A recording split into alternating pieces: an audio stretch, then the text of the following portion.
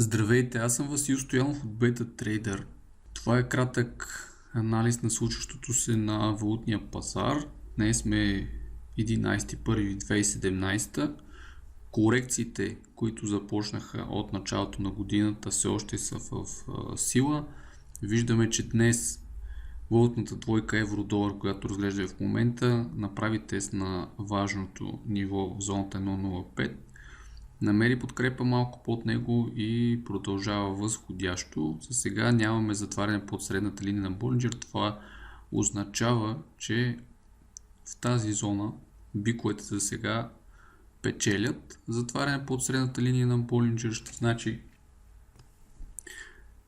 че корекцията най-вероятно е приключила или че се развива някаква странична корекция. Ако погледнем на един час, се забелязва веднага след новините, които имахме, формиране на чук, поглъщане, макар че имаме голяма горна сянка среди новините. Виждаме, че цената продължи възходящо. Единствено проблема пред биковете е, че за сега не успяха да затворят над средната линия на Болинджер на един час и съответно този спад, който имаме последните 2 дни, да бъде по-решително прекратен. Подобна ситуация се развива при долар и иена. Виждаме, че средната линия на Болинджер се оказа съпротива, разбира се, това огледално. И сега цената тръгва нисходящо, като евентуално ще тестваме последните най-ниските точки, които имахме за периода от началото на годината. За мен е по-интересна ситуацията при паунд долар, защото нивото, което тествахме днес, е с по-голямо значение. Това е нивото на подкрепа, което се формира след продължителния спад, след флаш краш, което имахме.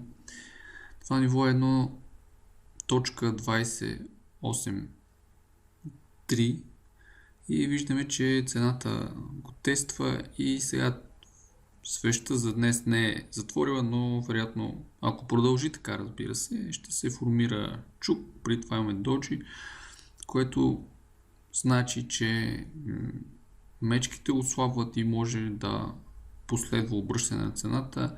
Много по-добре ще стане, ако имаме и пичо поглъщане следващите дни. Австралийски щатски долар се представя доста добре австралийския долар срещу щатския, сравнена с останалите валутни двойки. Виждаме излизане от горната линия на Болинджер и този тренд, който започна от началото на годината, продължава и е по-решителен. Новозеландският долар няма какво нищо да кажем ново за него. Цената все още не успява да преодолее горната линия на Болинджер и тази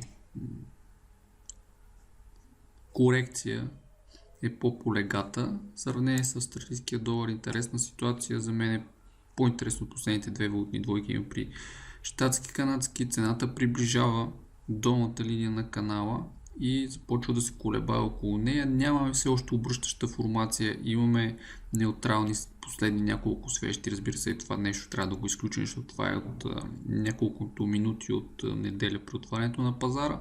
Виждаме няколко неутрални свещи, за сега няма обръщащ сигнал, но в забавяне на този спад.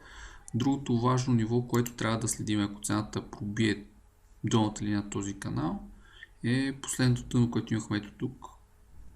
Разбира се, не трябва да подценяваме и кръглото ниво от 1.30, което имаме малко по-ниско.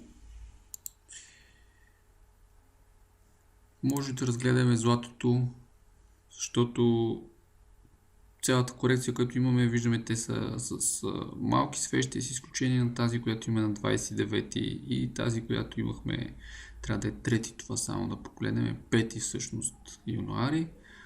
След това покачването виждаме, че се забавя и 1.90 се превръща в съпротива.